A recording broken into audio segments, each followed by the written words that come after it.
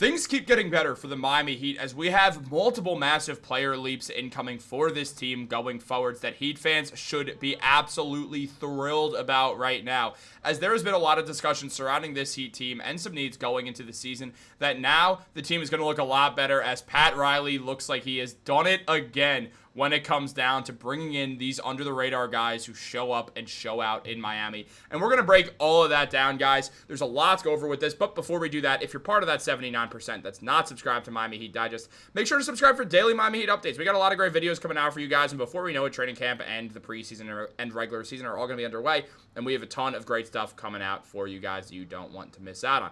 But with all that said, let's jump into the video. There is a lot to go over on the Miami Heat right now. As we know, Eurobasket is going on right now, and with Eurobasket happening, we are seeing multiple Heat players show up and show that they are improving so much, which has been absolutely excellent news to see. And at the forefront of that is none other than Nikola Jovic. Jovic, who was picked a few years ago by the Miami Heat, was was instantly an interesting pick because of his super talented skill set at his height, and also having his name be one letter different than a certain all-time great center who's still in his prime and is one of the most skilled players in history of the sport. So Jovic obviously came in with some hype based off that, playing with Jokic in the past and all that stuff. And when it comes down to it, we have seen Nikola Jovic already begin to show signs of being a future star in this league. I mean, he recently just balled out versus Germany, putting up 22 points, going 7 for 11 from the field, and 4 for 7 from deep. Jovic was absolutely excellent, and when we look at this group, there are some solid teams in here. We're seeing Serbia with the Czech Republic, Turkey, Latvia, Estonia, and Portugal, so he's playing against some real talent overseas, and that's something huge to be aware of as well. He's not playing against bums. He's not playing against guys he's playing against NBA players. I mean, for instance, Latvia has Porzingis. There's players out here who are really good overseas players or in the NBA or were in the NBA and are really good overseas players today. So when we look at all this, it is not just that he's balling out against no-name players. He's balling out against actual talent. Now, even Skolnick mentioned that whether Jovic starts next to Bam Adebayo as he did at the start of last season or comes off the bench as more of a super versatile six-man, this is the Jovic that the Heat need to see regularly. Best of all, he's healthy this time. It's critical that he stays this way. Jovic, well, last season he put up a solid year. I mean, he averaged nearly 11 points per game, 4 rebounds, and 3 assists. Very skilled player, shooting 48% on the corner threes, 45% from the field, and 37% from 3.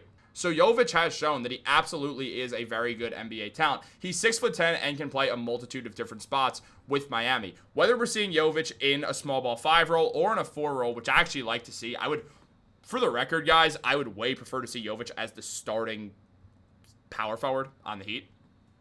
I think it's time with the thin big man unit that we have. I think it makes the most sense to put Kel'el Ware as that backup role in a 6-man position and then sub him in and then sub Bam out eventually, like sub him in for Jovic and then slide him down, have Bam sub out. Situation like that where Kel'el Ware is still playing some power forward next to Bam but also getting tastes of that center position where it feels like his future does lie for the most part, though he might just stay at a power forward if him and Bam are staying on the Heat for the long haul, which they probably are. So we'll see how that works. But obviously, with the low amount of big men on this team, I think it makes way more sense to have Jovic play that 4 role. To me, Jovic is a natural 4 in every sense of the word. He's 6'10", has skills, hits the threes, can create for himself, and can create for others. He is a perfect 4 next to Bam Adebayo, and I absolutely love the idea of these guys playing together.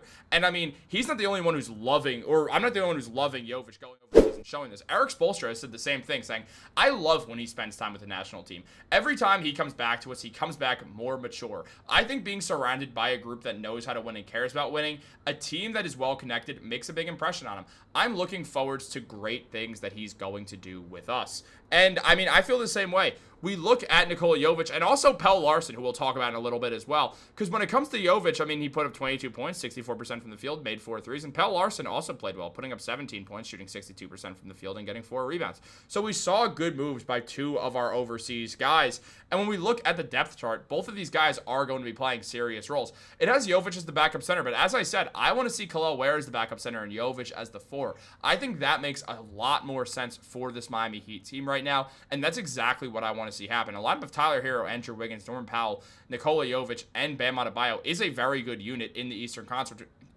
Conference when you have guys like Kel'el Ware, Obviously, Davian Mitchell, who had an excellent playoff run. You have Jaime Jaquez in a bigger role now, who hopefully can bounce back.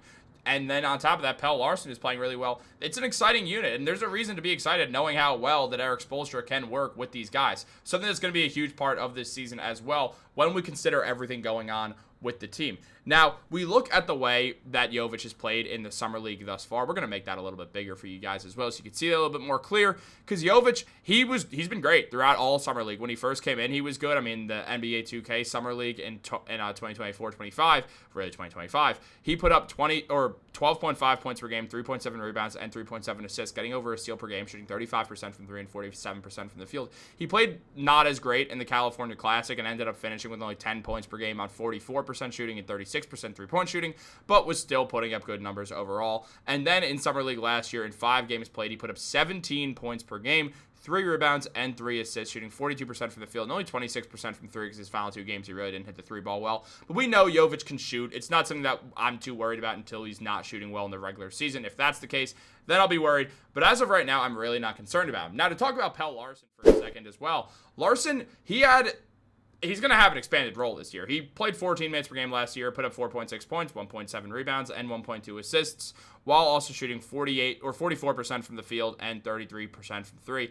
Larsson continuing to improve is going to be absolutely huge going forwards, and continuing to improve that three-point shot is something that definitely is going to need to happen, especially being 6'5" and really being a wing forward type of guy. He's going to be able to have to hit that 3 better, so he could really continue to expand upon his game and get more minutes. And this all falls into exactly what Erik Spoelstra has wanted to happen, with him saying, hopefully we're going to be a lot better than last year. We really had to navigate quite a few things during this season, but we did make the playoffs.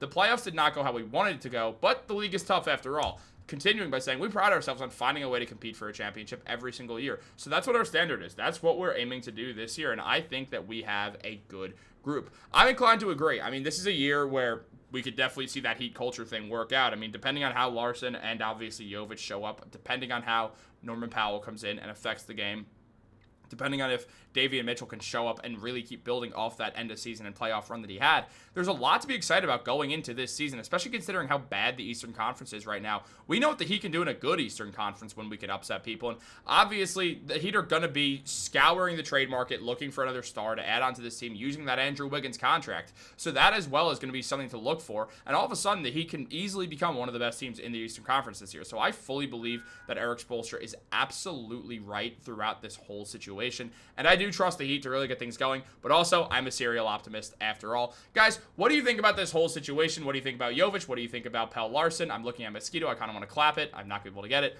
Like this video, subscribe, turn on post notifications. Guys, if there's ever a video you want to see on this channel, you want to see me talk about something, just leave it in the comments down below. I'll definitely discuss anything you guys want to hear from me. Have a great day. Go. I'll catch you later.